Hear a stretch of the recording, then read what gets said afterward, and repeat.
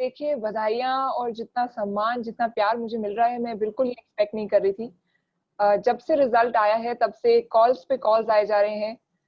बहुत सारा प्यार, ढेर सारा प्यार मुझे मिल रहा है and I am really living the moment. जब से रिज़ल्ट आया है, अलग-अलग नामों से मुझे बुलाया जा रहा है। कोई कह रहा है फ्रॉम रैंप टू रैंक, कोई कह रहा है कि from model to role model.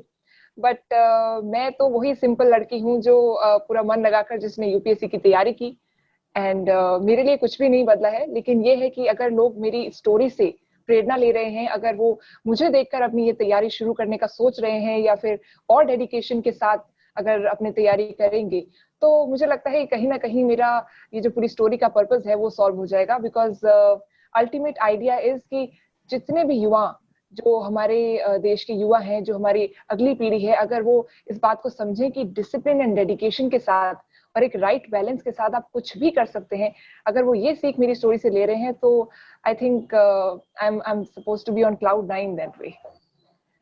जी देखिए, शुरू से ही मैं एक बहुत अच्छी स्टूडेंट रही हूँ, टीचर्स की फेवरेट, अपने स्कूल में हेड गर्ल थी मैं। तो एकेडमिक्स तो हमेशा से मेरी प्रायोरिटी रही थी। लेकिन साथ के साथ मैं को करिकुलर एक्टिविटीज में बहुत एक्टिव थी। अपने स्कूल का काउंसिल वर्क तो संभालती थी, साथ के साथ डिबेटिंग सोसाइटी। जब मैं कॉलेज में आई तो for some period of time dance society, सब में मैंने पार्टिसिपेट किया। एंड जैसे जैसे मुझे मौका मिलता गया, जब मुझे मॉडलिंग का मौका मिला, मैंने वो भी नहीं छोड़ा। मैंने सोचा कि क्यों ना ट्राई करें, जब टाइम है तो उसको वेस्ट क्यों किया जाए। जो अपॉर्चुनिटी मिल रही है, अगर मॉडलिंग में लोग मुझे पसंद कर रहे हैं, तो क्यों ना उसको ट्राई किया जाए। पेरेंट्स का भी पूरा सपोर्ट था। तो मेरे लिए अगर आप मेरी स्टोरी को देखें तो मॉडलिंग एक सिंपल ट्रैक से डेविएशन था जो मैंने कुछ दिनों तक किया। लेकिन हमेशा से मेरा अल्टीमेट लक्ष्य तो सिविल सर्विसेज ही था, यही मेरा ड्रीम था।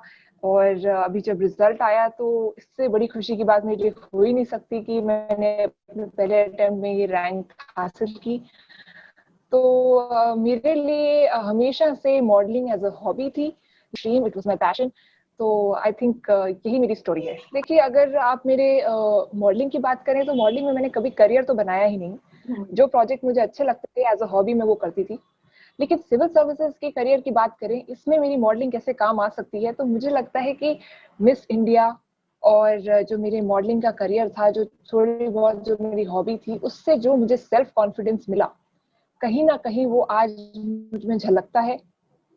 कैमरे को फेस करना भी अपने आप में एक कला है। यस। तो आई थिंक जो मैंने मॉडलिंग करियर से जो सीखा है, इतने सारे लोगों से मैं मिली, इतने डिजाइनर्स से मैं मिली, इतने ग्रास रूट लेवल जो लोग काम करते हैं, अलग अलग जगह से, टेक्सटाइल मटेरियल से लेकर बहुत ही बारीकी से मॉडलिंग में काम होता है।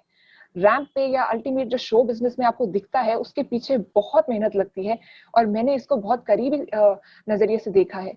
तो मुझे लगता है कि जो प्रोफेशनलिज्म, जो वर्क एथिक्स मैंने मॉडलिंग करियर से सीखे हैं, मॉडलिंग एक बहुत ही टायरिंग करियर होता है, बहुत लॉन्ग आवर्स होते हैं, तो कहीं ना कहीं उसने मुझे एक तरह से रेडी किया है कि आगे कोई भी चैलेंजेस आए, कहीं भी जाना हो, कहीं भी ट्रैवल करना हो, किस भी नए देश में जाना हो, नई जगह जाना हो, नए लोगों से मिलना हो, आई think I will be ready for it. पहले तो मैं ये कहना चाहूंगी कि यूपीएससी एक ऐसा इंटरव्यू है जो हर वर्ग के, हर क्षेत्र के लोगों के लिए बना है।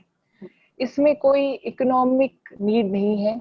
ऐसा कुछ नहीं है कि आप इस परिवार से आएंगे, इतना पैसा होगा तभी आप ये एग्जाम दे सकते हैं, या आपके पास इतना कोचिंग में आप पैसा लगाएंगे तभी आप कर सकते हैं।